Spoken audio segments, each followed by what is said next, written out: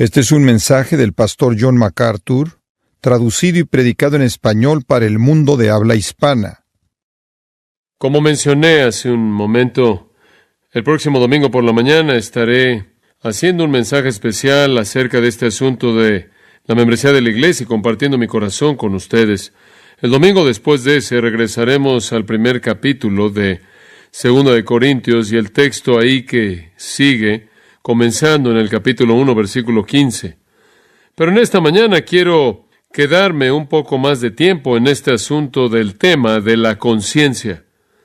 Pasen, si son tan amables, a 2 de Corintios capítulo 1 y recordará que vimos los versículos 12 al 14 hace varias semanas atrás, inclusive antes de las vacaciones de Navidad, y analizamos esos versículos de manera cuidadosa y los explicamos, pero durante varios mensajes más allá de eso, en cierta manera he acampado en la palabra conciencia.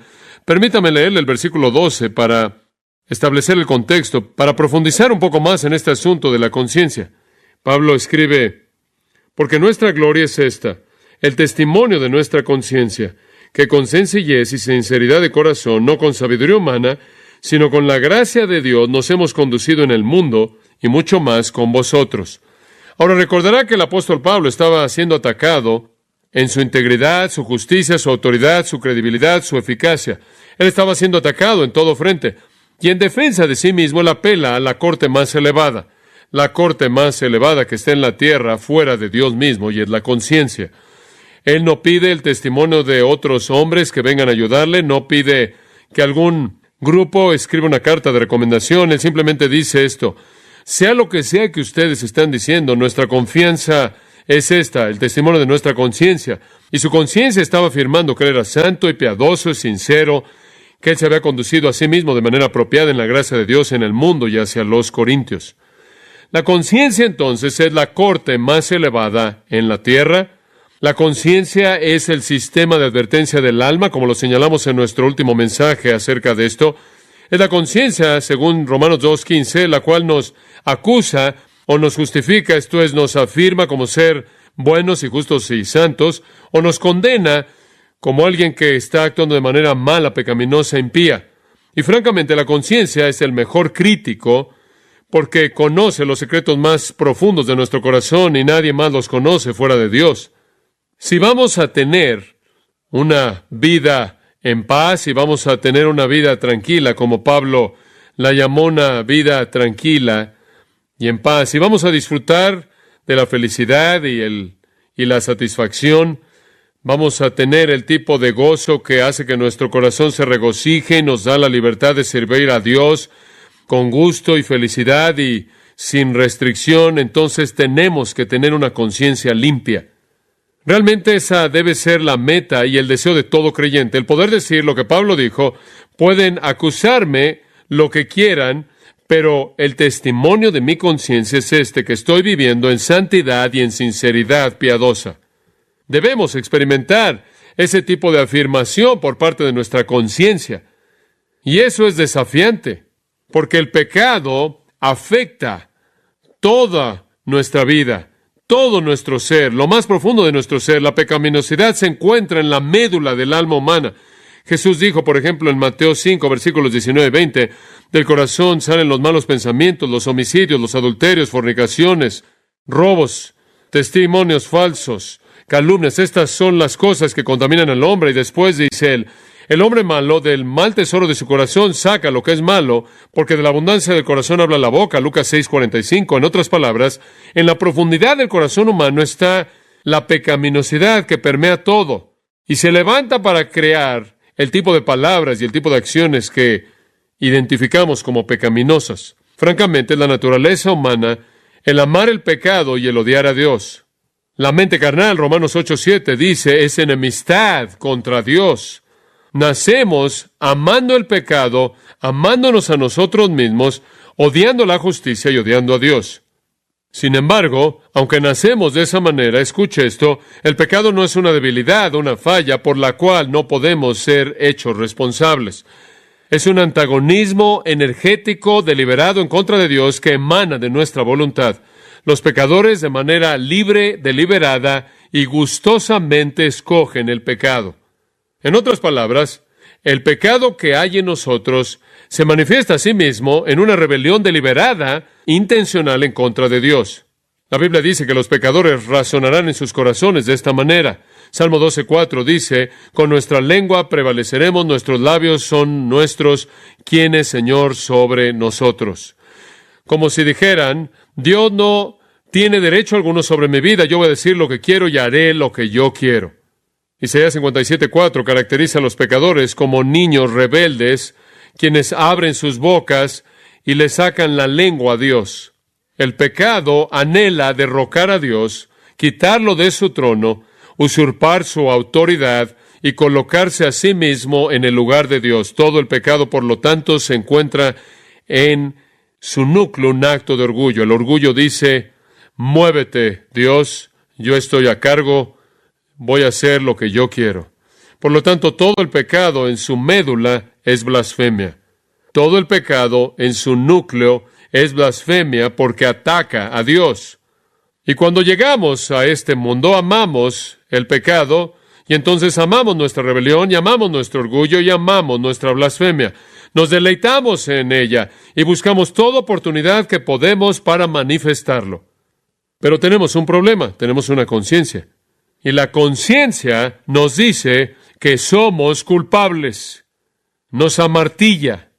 Es como un sonido imparable que está sonando en nuestros oídos espirituales. Y entonces, ¿qué hacemos? Tratamos de callar la conciencia al camuflajear nuestro pecado o redefinir nuestro pecado o evadir nuestra responsabilidad. Y usted podría resumir cómo hacemos esto, quizás en 3 maneras. En primer lugar, para poder callar nuestra conciencia de manera típica, tratamos de encubrir el pecado, enmascararlo. Esto no es nuevo. Adán y Eva hicieron esto en el huerto. Dice en Génesis que cuando pecaron, los ojos de ambos fueron abiertos y sabían que estaban desnudos y cosieron hojas de higo para cubrirse y se escondieron después de la presencia del Señor. Trataron de esconderse, trataron de cubrir el pecado. El rey David, en futilidad, trató de cubrir su culpabilidad cuando pecó contra Urías, cometió adulterio con la esposa de Urías, Betsabé. Cuando ella se embarazó, David primero trató de hacerlo parecer como si Urías era el padre del bebé, de acuerdo con 2 Samuel 11:5-13, eso no funcionó, y entonces tuvo que planear el matar a Urías, y eso simplemente multiplicó su pecado. Y durante los meses que David trató de enfrentar el embarazo de Betsabé, él continuamente trató de cubrir su pecado. Más adelante, cuando David fue confrontado con su pecado, él se arrepintió y dijo, cuando guardé silencio por mi pecado, mi cuerpo se desgastó a través de mi gemir todo el día, porque día y noche tu mano estuvo sobre mí, mi vitalidad fue secada como el calor de verano. Salmo 32, 3 y 4. David trató de cubrirlo y su conciencia simplemente lo plagó de tal manera que los jugos de su vida se secaron. ¿Qué es eso? La saliva, el flujo de la sangre, el fluido que conduce el sistema nervioso, literalmente se enfermó, se volvió un hombre enfermo. Una segunda manera en la que tratamos de enfrentar nuestro pecado para poder camuflajearlo y ayudar que nuestra conciencia sobreviva es tratar de justificarnos a nosotros mismos. El pecado siempre es la culpa de alguien más. De nuevo usted regresa a Adán y Eva, y Adán no culpó a Eva, sino de hecho a Dios.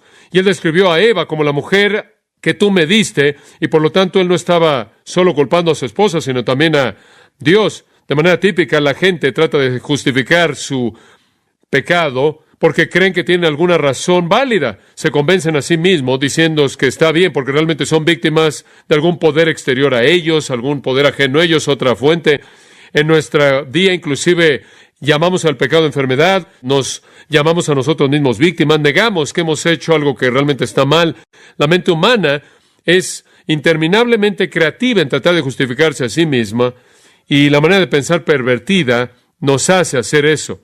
En tercer lugar, y de manera breve, ignoramos nuestro pecado. Tratamos de camuflajear nuestro pecado al cubrirlo, intentamos justificarnos como víctimas, o somos ignorantes. En otras palabras, podemos pecar en ignorancia absoluta. Somos tan ignorantes en términos de la ley de Dios, que simplemente pecamos de manera ignorante, y eso es algo característico de nosotros como pecadores. Como el salmista, tenemos que orar, ¿quién entenderá sus propios errores? Líbrame de pecados ocultos. Y eso es lo que David dijo en el Salmo 19. Hay cosas que pasan en mi vida de las que ni siquiera estoy consciente, como también manténme lejos de pecados presuntuosos. Hay cosas que conocemos y planeamos y premeditamos. Hay cosas que simplemente son actividades que son parte de nuestro estado caído de manera natural, tendemos a ser insensibles hacia nuestro propio pecado. Esa es la razón por la que Jesús dijo, antes de que andes en la vida en el ojo de alguien más, en Mateo 7, sácate tu pecado. ¿Por qué no te quitas primero la viga de tu propio ojo y luego ves el palillo de tu hermano? Y podemos ver el pecado con mucha frecuencia, con mayor claridad en otros que nosotros mismos, y el pecado es muy engañoso. Algunas veces pensamos que debido a que no vemos el acto de pecado, que no tenemos que enfrentar las actitudes de pecado que hay en nuestros corazones. Entonces, como seres humanos, simplemente hablamos de manera categórica, de manera general ahora.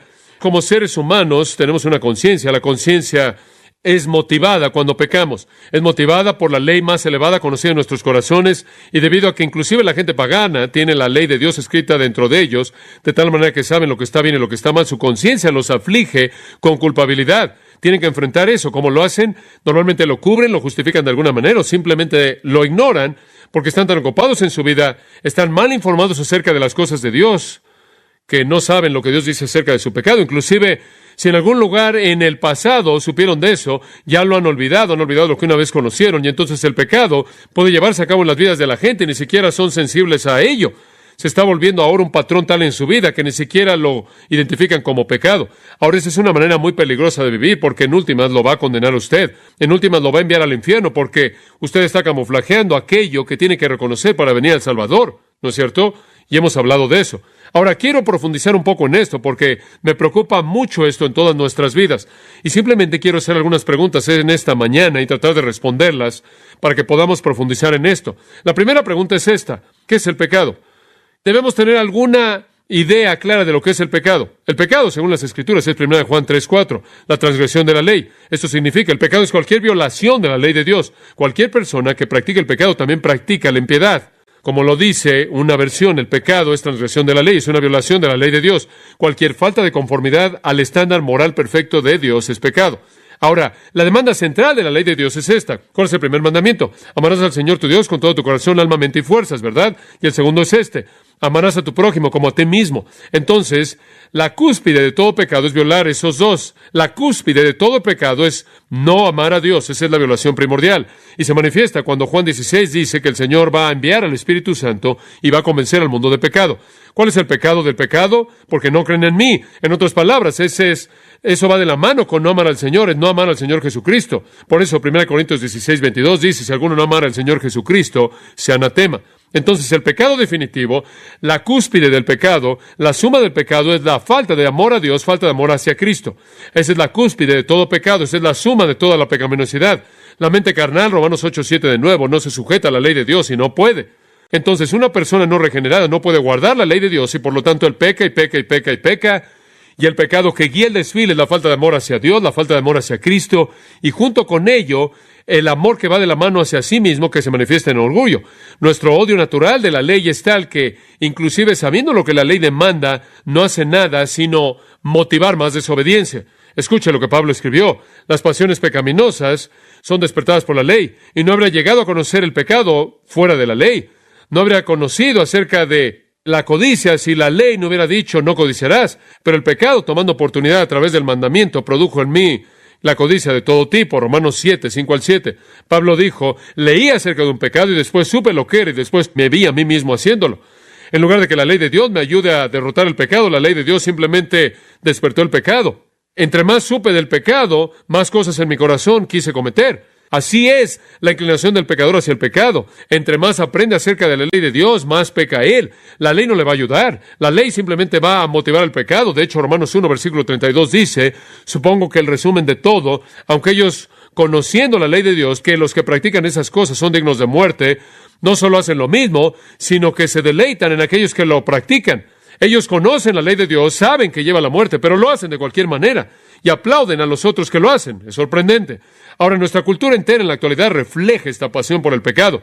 Vivimos en una cultura en donde la pasión ahora es legítima. En algunas culturas no lo es.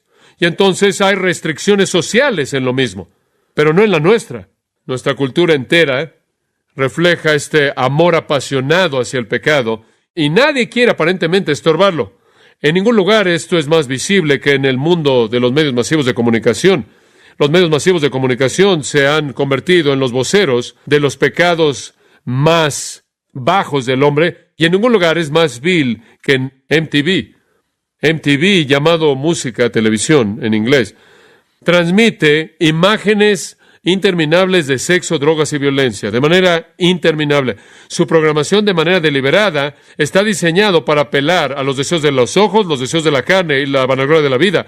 No tiene otro propósito. No tiene una virtud redentora.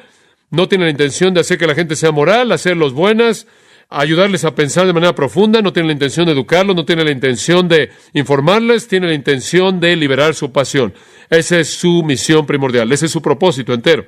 El programa de mayor rating en MTV es una serie animada que tiene a dos personajes cuyas vidas enteras son pasadas viendo videos musicales, desafiando todo estándar de bondad y moralidad. Beavis y su amigo, cuyo nombre no debe ser mencionado en público, pero ustedes lo conocen, literalmente ha llegado a las profundidades de la inmoralidad en la televisión. El lenguaje, las imágenes que se incluyen en estos programas son deliberadamente ofensivas, deliberadamente viles, son anticristianas, antimoral, y ni siquiera sería apropiado que yo las discutiera en un servicio de adoración, a pesar de esta realidad sorprendente de MTV, la cual es la escoria, el caño de la industria de los medios masivos de comunicación. MTV recientemente realizó un programa especial acerca de la teología del pecado. No lo vi en MTV, que quede claro, porque no tengo eso en mi televisión. Lo vi en PBS, en donde lo repitieron en el sistema de transmisión pública. Francamente me sorprendió ver que MTV llegara a reconocer el concepto del pecado, mucho menos hacer una serie especial acerca de esto ahí en MTV. Entonces me pareció curioso el ver de qué iba a ser. Vi un video del programa y fui realmente lo que esperaba, una racionalización humanista en su totalidad que presentaba el pecado como algo que no era malo, simplemente lo redefinió.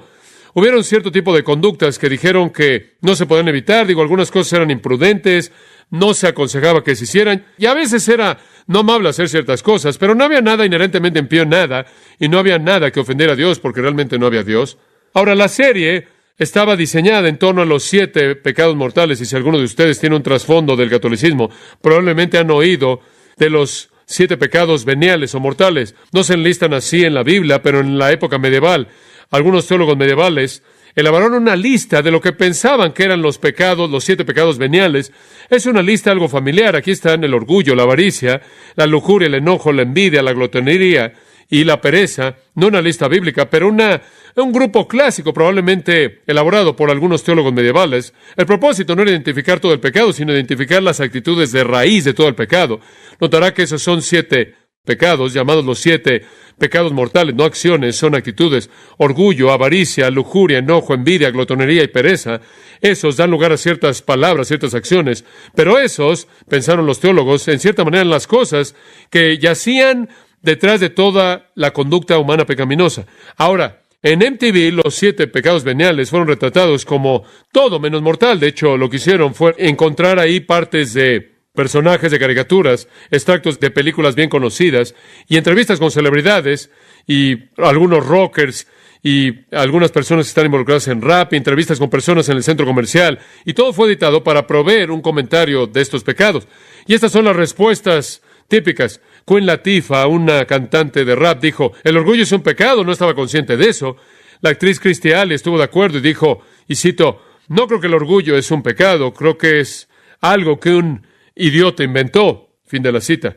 Un rockero del grupo de Aerosmith dijo, y cito, la lujuria es para lo que vivo. Para eso me metí en la banda. Para las niñas que están ahí en la primera fila. El rapero Ice-T dijo, hablando del enojo, y cito, es necesario. Tienes que liberar esta tensión porque la vida trae tensión. Liberamos nuestro enojo cuando grabamos discos. Cuando hicimos Mata al Policía, estábamos enojados y los policías se enojaron. Un personaje, Michael Douglas, en una película llamada Wall Street, dijo, la avaricia es buena. Y claro, junto con todo esto, hubo una inversión total de la definición del pecado, la apelación inevitable a la psicología popular para definir estos puntos de vista, y la defensa fue siempre a lo largo de la idea de preservar la autoestima. La psicología dice que no podemos estar etiquetando a la gente como pecadores, va a echar a perder su autoestima. Ice-T dijo, y cito, el orgullo es un mandato. Ese es uno de los problemas de los niños en las ciudades en las calles. Los niños no tienen suficiente orgullo. Me metía en una pandilla debido al orgullo. Ahora, ¿qué tan torcido es eso? John Leo escribió una perspectiva de esto en una revista que se llama US News y World Report, y resumió el sabor del programa, el cual leí y pensé que era muy interesante. Escuche lo que dijo, y cito: en lugar del lenguaje de la moderación y el dominio propio, todo el mundo parece hablar en el idioma terapéutico de los sentimientos y la autoestima. El orgullo no es un pecado, debe sentirse bien acerca de usted mismo. La envidia lo hace sentirse mal acerca de usted mismo. Cuando usted tiene sexo con una mujer, un rockero dice, ella lo hace sentirse bien acerca de usted mismo. Pero no sé si eso lo salva al final. Inclusive, el homosexual arrepentido está totalmente comprometido con el hablar acerca de sí mismo, y cito: perdonarme a mí mismo se ha convertido en el desafío de mi vida. Él escribe: hay un sentido vago de que el pecado, si existe, seguramente es un problema de la psicología. Fin de la cita. Kurt Loder, un narrador, nos dice que al comienzo del programa estamos lidiando con compulsiones. Él dice, los 7 pecados veniales no son actos malos, sino más bien compulsiones humanas universales que pueden ser molestas y se pueden disfrutar mucho. Fin de la cita. Al hablar de la glotonería, rápidamente se deteriora en hablar de adicciones. Así es como todos los hábitos se presentan en las terapias populares de la generación de MTV en la que creció. Yo soy adicto a mi novia, dice un hombre acerca de la glotonería. Alguien más dice que el programa de autoayuda de 12 pasos es el regalo de Dios al siglo XXI. Él simplemente está narrando el caos y la confusión. Por cierto, el homosexual arrepentido al que se hizo referencia en el artículo era un joven que de hecho había matado a un homosexual y después describió sus sentimientos de remordimiento. Él se preguntó si en algún momento podía ser perdonado, entonces fue con un capellán, supongo en su cárcel, y el capellán le dijo que el perdón es posible, pero la única manera en la que él va a conocer perdón es si llega a sentirlo algún día, y entonces él vive cada día para sentirse perdonado. Es triste. El pecado, de acuerdo con MTV, no está basado en estándares morales absolutos. En lugar de esto, es una cuestión de la preferencia de cada persona. En otras palabras, lo que es pecado para mí no puede ser pecado para usted. El programa de MTV termina con una apelación a la tolerancia universal, y escuche esto: el verdadero peligro del pecado, de acuerdo con MTV, es cualquier cosa que daña su ego. Eso es pecado. Y ningún pecado, escuche esta, es tan malo como la actitud que mata el gozo de aquellos que creen que el pecado es un estándar absoluto que ofende a un Dios santo. Pensar eso es el peor pecado. Así de perversa es la cultura. Así de perversa se ha vuelto la cultura. La producción entera, la defensa entera del pecado me recuerda que vivimos en una cultura que ha sido entregada por Dios a sus propios deseos pecaminosos.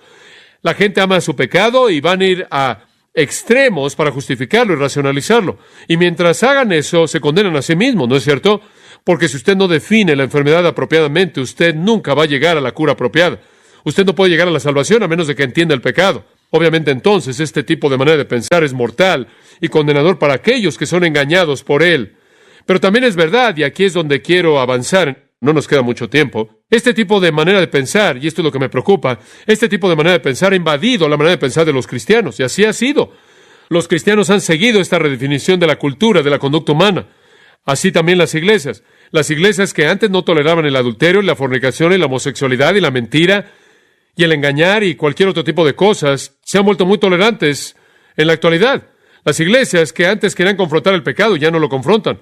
Hemos seguido el juego psicológico de jugar a la autoestima y la edificación del ego. Esto es típico en todos los movimientos de la iglesia cristiana. No lo es en toda iglesia, pero ciertamente se encuentra en muchas iglesias. Y si usted habla en contra de eso, realmente usted es anatema.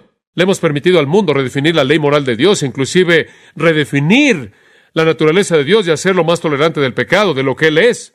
La exposición constante a la palabra de Dios entonces es esencial. Y le voy a decir una cosa, en un tiempo así, lo que las iglesias necesitan más que cualquier otra cosa es estar expuestos de manera constante al estándar divino de Dios. En lugar de eso, tenemos iglesias que están doblando la rodilla ante la mentalidad de MTV y dándoles más de lo mismo, lo cual es inconcebible para mí. Debería haber un enojo tal de hostilidad en contra de esto, que literalmente iría en contra de esas iglesias que están diluyendo la verdad. Digo, deberíamos estar tan enojados por esto, que debería comenzar con una revolución espiritual. Digo, me parece sorprendente que en un tiempo en el que la cultura está siendo definida por MTV, las iglesias están tratando de adaptarse a la cultura. Es increíble. Por otro lado, lo que la gente necesita de manera desesperada exposición constante a la palabra de Dios, lo cual es lo único, escuche esto, lo único que lo va a mantener usted sensible a la moralidad divina semana tras semana tras semana, conforme usted es atacado por lo demás. Cuando necesitamos eso de manera desesperada, el mantener nuestra sensibilidad al estándar de Dios y a la verdadera santidad y a la verdadera pureza, las iglesias están haciendo eso a un lado a favor de entretener a su congregación. Y es un tiempo sorprendente en el que vivimos. Ahora quiero hacer una segunda pregunta. Veremos hasta dónde llegamos. ¿Cuál es el pecado que es el más serio? Sabemos qué es el pecado. Es cualquier violación de la ley de Dios. Y nunca vamos a ser sensibles al pecado a menos de que constantemente nos mantengamos sensibles a la ley de Dios, y usted hace eso mediante la enseñanza de la palabra. Porque la cultura simplemente está ahogando a la gente, incluyendo a la gente cristiana, en esta nueva moralidad y esta nueva explicación psicológica de la iniquidad y esta nueva basura acerca de la autoestima y la necesidad de edificar, de construir su ego. Sabemos lo que es el pecado. Simplemente conforme somos expuestos a la palabra de Dios, y creo que esto tiene que suceder todo el tiempo. Este no es un momento para sermones cortos que son interesantes. Este es un momento para sermones largos que son demandantes. Mantener una vida pura es muy, muy desafiante en esta época. Y necesitamos oír la palabra de Dios. Pero profundicemos un poco más. ¿Cuál es el pecado más serio? ¿Cuál es el pecado más serio? Y le voy a decir cuál es la respuesta. Los teólogos medievales lo dijeron de manera correcta. Son los pecados de la mente. Son los pecados de la mente. Jesús lo dijo. Es a partir del corazón que la boca habla. Es lo que hay en el corazón del hombre que sale, que es tan contaminante. Y el verdadero desafío en nuestras vidas, amados, es mantener una mente pura, y esto es muy desafiante. Y yo creo que la única manera en la que va a suceder es ser traído continuamente, por así decirlo, a los pies de la palabra de Dios y ser proclamada de manera convincente. De hecho, los 7 pecados veniales de la teología medieval no eran conductas en absoluto, eran pecados de la mente, todos ellos. Y ningún pecado es más destructivo para la conciencia que el pecado que se lleva a cabo en la arena de la mente. Los pecados en la mente atacan la conciencia como ningún otro pecado, porque escúcheme, la conciencia es el único freno. Un amigo cristiano puede ser un freno a un pecado de la lengua, ¿no es cierto? Usted va a tener cuidado con lo que dice si está junto a otro cristiano, ¿no es cierto? Un amigo cristiano, un marido, una esposa, un niño, va a ser un freno para pecados de acción. Pero el único freno que usted tiene en su vida entera para los pecados de la mente es su ¿qué? Su conciencia. Y usted necesita alimentarse de la palabra de Dios constantemente, meterla a su mente, para que su conciencia realmente opere a máxima potencia. Su conciencia necesita ser tan sensible a los pecados de su mente para que usted pueda disfrutar lo que Pablo disfrutó cuando dije, nuestra confianza, el testimonio de una conciencia buena. Usted tiene que enfrentar los pecados de la mente. Solo usted y solo Dios saben de ello. 1 Corintios 2:11 dice, porque ¿quién entre los hombres conocen los pensamientos del hombre, excepto el espíritu del hombre que está en él? ¿Quién sabe? Nadie sabe, solo usted en su propio espíritu. Mucha gente que no hace obras malas, no obstante, son atrevidos y son malos en sus pensamientos.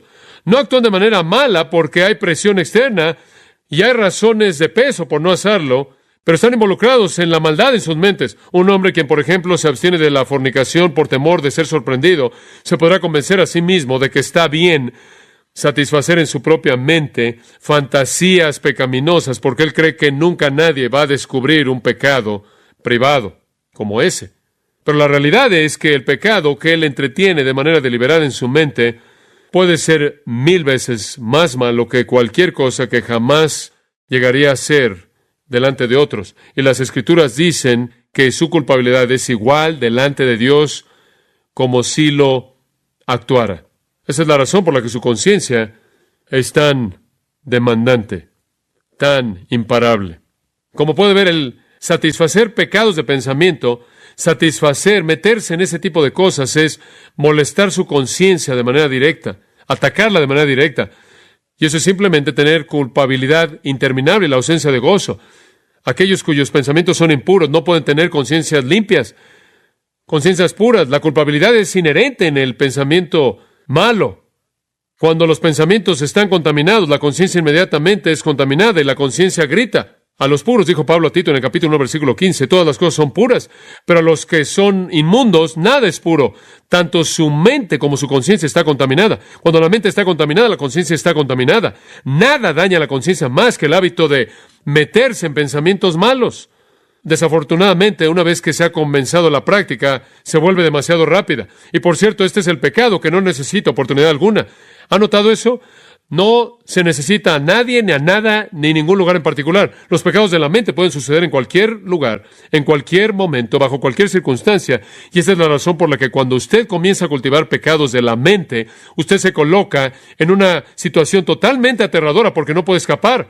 Hay algunos pecados de los que puede huir, no de los pecados de la mente. Entonces es destructivo más allá de cualquier cosa. Usted cree que está bien porque no está afuera y todo el mundo piensa que todo está bien. Y la realidad es que está peor por dentro porque no es detectado por otros y por lo tanto está cultivando iniquidad habitual al involucrar la mente y las emociones y el deseo y la memoria y la imaginación, pensamientos de pecado. Usted va a volver su alma hacia hábitos pecaminosos en ese tipo de flujo. Siembre usted un pensamiento, coseche un acto. Siembre un acto, coseche un hábito. Siembre un hábito, coseche una vida. Siembre una vida y coseche un destino. Y es algo trágico, y esa es la razón por la que es tan importante que usted oiga la palabra de Dios constantemente y sea sensible al pecado de manera constante. Y de nuevo regreso a este asunto porque me preocupa tanto. La gente puede ir a muchas iglesias una y otra y otra y otra vez y el pecado nunca es confrontado. Eso puede hacerlos sentirse momentáneamente cómodos, pero no hace nada para su conciencia a largo plazo. No está ayudando, está estorbando, y eventualmente esas cosas por dentro se van a manifestar por fuera. Nunca nadie cae en adulterio, leemos acerca de eso con pastores y otros. Nunca nadie cae en el adulterio. El corazón del adúltero ha sido moldeado por un proceso largo de pensamientos pecaminosos y pensamientos de lujuria. Es moldeado de esa manera. El corazón del ladrón está inclinado mucho antes de que su acto de robo se lleve a cabo. Ya ha sido moldeado por la avaricia. Todo el pecado es incubado en primer lugar en la mente. Y Santiago lo dice en Santiago 1:13. Nadie diga cuando es tentado, soy tentado por Dios, porque Dios no puede ser tentado por el mal, ni Él tienta a nadie, sino que cada uno es tentado cuando de su propia concupiscencia es atraído y seducido. Entonces la concupiscencia, habiendo concebido, da luz el pecado, y el pecado, siendo consumado, da luz la muerte. No os engañéis, hermanos, todo comienza adentro. Y una y otra vez usted se acuerda de que Cristo reprendió a los fariseos porque observaban la ley ceremonial externa y ellos descuidaban la parte moral. Estaban preocupados de manera total con parecer justos y eran como una tumba, blancos por fuera y por dentro apestaban con huesos de cadáveres. Él les dice, ay de vosotros, escribas y fariseos hipócritas, porque limpiáis lo de afuera del plato y del vaso, pero por dentro están llenos de robo y de malicia. Fariseo ciego, limpia primero la parte de adentro del plato y del vaso para que lo de afuera pueda también ser limpio. Ay de vosotros, escribas y fariseos hipócritas, porque sois como sepulcros blanqueados, que por fuera se ven hermosos, pero por dentro están llenos de huesos de muertos y de toda impiedad, porque también ustedes por fuera parecen justos a los hombres, pero por dentro están llenos de hipocresía y de impiedad. ¿Y sabía usted que los fariseos habían llegado al punto en el que de hecho creían que los pensamientos malos realmente no eran pecaminosos, solo las obras malas?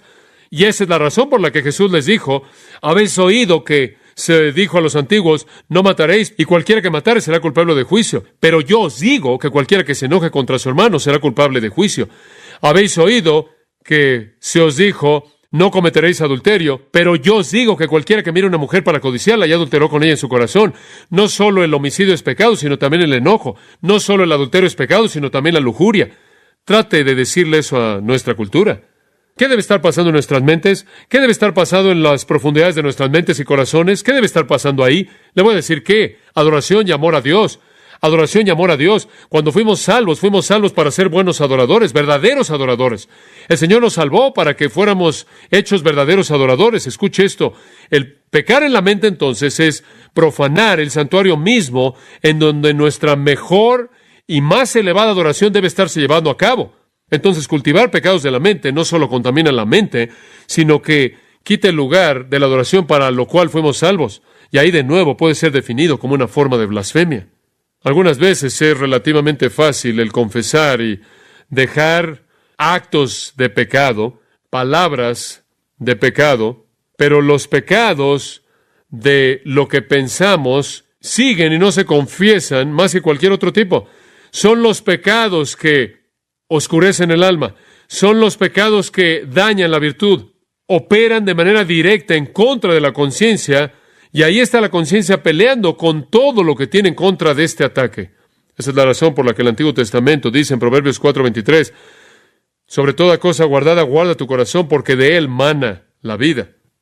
Pero ¿sabe una cosa? Más allá de la conciencia, tengo que decir que Dios conoce nuestros corazones. Hechos 15:8 dice, Dios conoce nuestros corazones. 1 Juan 3:20 dice, Dios es mayor que nuestro corazón y conoce todas las cosas.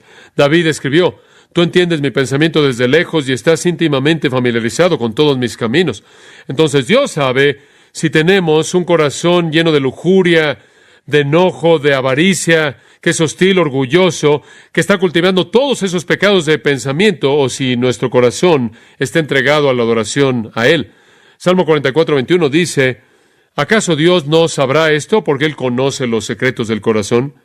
Jesús le dijo a los fariseos en Lucas 16:15, vosotros sois los que os justificáis ante los hombres, pero Dios conoce vuestros corazones, porque aquello que es de alta estima entre los hombres es aborrecible a los ojos de Dios. ¿Y sabe una cosa? Lo que pasa en su corazón es la prueba de su virtud. Proverbios 23:7, porque cuál es su pensamiento en su corazón, tal es él. Proverbios 6:12, un hombre impío, un hombre malo, es el que con perversidad en su corazón planea el mal continuamente. ¿Quieres saber lo que realmente es? Vea su corazón, vea hacia adentro. Porque como el agua, el rostro refleja al rostro, así el corazón del hombre refleja al hombre. Proverbios 27:19. La conducta externa no es una medida precisa de su virtud. Los pensamientos de su corazón revelan la verdad. Los pensamientos de su corazón solo son conocidos por Dios y su conciencia. Y amados, es tan crucial que cultivemos una vida pura para que podamos disfrutar del testimonio de una conciencia limpia. Y sabe una cosa, entre más tiempo pasa aprendiendo la palabra y entre más es expuesto usted a la palabra, más está lleno su corazón con su verdad, mayor será su amor y su adoración hacia Dios, y la limpieza de eso va a llevar a una conciencia limpia. Honestamente, no sé cómo los hombres pueden de manera posible alimentar su vida de pensamientos, de cosas sucias y obscenidades y cosas impías y cosas que desagradan a Dios, y ponerse de pie y ministrar sin que sean literalmente atacados por su conciencia. Los consoladores de Job, ¿se acuerda de ellos? Llegaron a él y lo acusaron falsamente, y no había nada en su vida de lo que podían acusarlo, ¿verdad? Usted se acuerda de Job, él era más justo que cualquier otro hombre. ¿De qué lo iban a acusar? Le voy a decir de qué lo acusaron: de una vida de pensamiento sucia. Sofar llegó a él y dijo en Job 20, versículos 12 y 13, la maldad es dulce en su boca y lo esconde debajo de su lengua. Aunque lo desea, no lo va a soltar y lo tiene en su boca. En otras palabras, él realmente es impío por dentro. No lo ven, no lo oyen, pero es sucio por dentro. El retrato que él pintó del pensador malo es vívidamente verdadero. Los pensamientos malos son como dulces para él. Para el pensador malo le dan una gran satisfacción sus iniquidades imaginarias, saborean sus fantasías malas, lo disfrutan como un bocado de dulzura debajo de su lengua, le dan vueltas en su imaginación, regresan a los mismos pensamientos impíos, de los cuales pueden derivar placer una y otra vez, los disfrutan como un animal que está rumiando, y traen sus pensamientos malos favoritos una y otra vez para reavivarlos en la mente. De esto acusaron a Job, pero lo juzgaron mal. Job se había guardado cuidadosamente en contra de eso. Esto es lo que dijo en Job 31:1. Hice pacto con mis ojos, ¿cómo había pues yo de mirar a una virgen? Yo no veo ninguna dirección que va a cultivar un pensamiento malo. Él sabía que Dios era la audiencia de sus pensamientos. Él dice esto: ¿acaso él no ve mis caminos y cuenta todos mis pasos? Si yo he caminado con falsedad y mi pie se ha apresurado y ha seguido el engaño, que él me pese con pesas precisas y que Dios conozca mi integridad. Y después Job negó que su corazón había seguido sus ojos. Él negó que su corazón había sido atraído por otra mujer. Ese habría sido un crimen de lujuria, dice él, en iniquidad. E iniquidad a ser juzgada por los jueces. El esconder la iniquidad en el seno, dijo él, sería el cubrir la transgresión de uno como Adán. El pensamiento mismo sacudía su corazón justo. No, Job estaba muy consciente del peligro de los pensamientos pecaminosos. Él de manera deliberada, consciente, guardó su corazón para evitar esas cosas. Y después, ¿sabe qué más hizo él? Él inclusive ofrece un sacrificio a Dios en caso de que sus hijos hubieran pecado en sus corazones. Cuando los días del banquete se habían completado, Job enviaba y los consagraba y se levantaba temprano por la mañana y ofrecía holocaustos según el número de todos ellos, porque Job dijo: quizás mis hijos han pecado y maldecido a Dios en sus corazones. Esto hacía Job de manera continua, preocupado no solo por la vida de sus pensamientos, sino también por la vida de pensamientos de su propia familia. Esa es la razón por la que dijo: no hay ningún otro como él en la tierra. Él es un hombre perfecto, él es un hombre irreprensible y recto que teme a Dios y se vuelve del mal. Entonces, todo este asunto de pecados de pensamiento tiene que ser enfrentado. Si vamos a enfrentar la conciencia, si vamos a liberar nuestra conciencia y disfrutar de paz y gozo y felicidad y el gozo de la experiencia cristiana. Si usted quiere callar su conciencia ruidosa, usted va a tener que enfrentar su vida de pensamientos. Bueno, quizás deba terminar rápidamente en 2 minutos. Hay 3 maneras en las que la mente se involucra en pecado. Simplemente las voy a mencionar y después voy a detenerme. Pecados de memoria, en primer lugar, el disfrutar la memoria de pecados pasados, el traer de regreso una memoria de un pecado pasado y repetir el pecado de nuevo. No hace mucho tiempo atrás bauticé a un hombre que había sido homosexual, transformado por Cristo, su vida fue cambiada, su círculo de amigos fue cambiado. Él se alejó lo más que pudo de cualquier cosa que le recordaba de la vida pasada.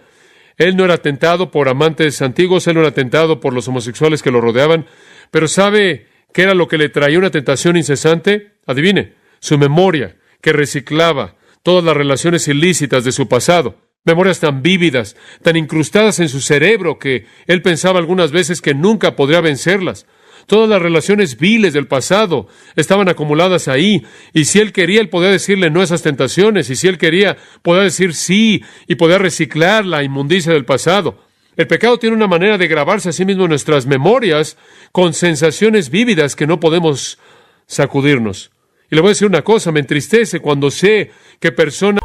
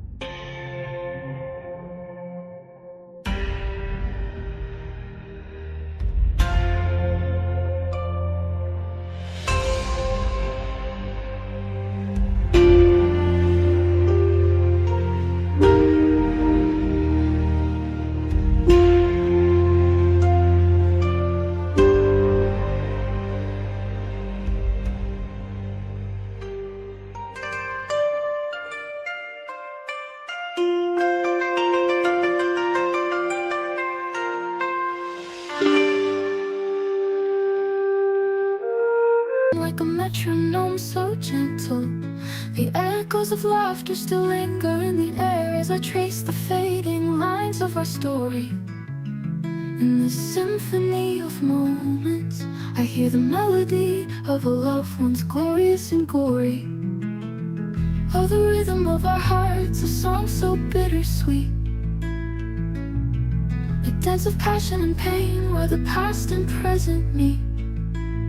In the silence, I hear your voice calling out to me, an instrumental intro to a love that's yet to fully set me free. In the canvas of my mind, I paint the memories in art pop hues, in these shades of love where the colors of our souls intertwine subdued. Through the lens of time, I see the beauty in the chaos that we've been, a masterpiece of love, a dance of shadows where the light begins to dim. Oh, the rhythm of our hearts, a song so bittersweet, a dance of passion and pain where the past and present meet. In the silence, I hear your voice calling out to me, an instrumental intro to a love that's yet to fully set me free. In the canvas of my mind, I paint the memories in art pop hues, in these shades of love, in these shades of love, where the colors of our souls intertwine subdued, subdued. Through the lens of time, I see the beauty in the chaos that we've been, a masterpiece of love, a dance of shadows where the light begins to dim.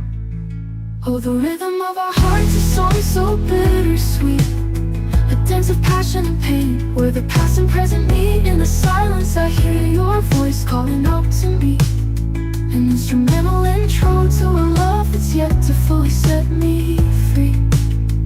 In the quiet corners of my memories where the dust has started to settle, I find fragments of a time when our hearts beat in rhythm, like a metronome so gentle.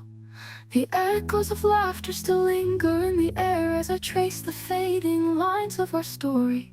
In this symphony of moments, I hear the melody of a love once glorious and gory.